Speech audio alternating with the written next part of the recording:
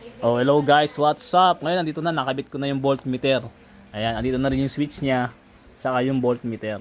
So, madali ko na mamamonitor yung battery ko. Saka, kung malolobat na siya, pwede ko na kagad siyang i-charge. Ayan. Tapos, may ginawa nga pala ako dito. Tinanggal ko yung ilaw niya sa harap. Yan, dito. Tinanggal ko yung ilaw niya. Saka yung busina niya kasi nakakadagdag din yun sa konsumo ng battery. Bali, ang ginawa ko, bumili ko ng separate na busina saka yung separate na ilaw. Saan ba yun? Ayan, ito. Ayan, yan. Tinanggal ko lang. Ayan, ito yung nakakabit. Ito siya nakakabit. Ayan. So, ang mangyayari dyan, ay, sorry. I-start natin siya. Okay. I-start ko siya pero hindi mag-open yung voltmeter kasi may sarili siyang switch. Ayan.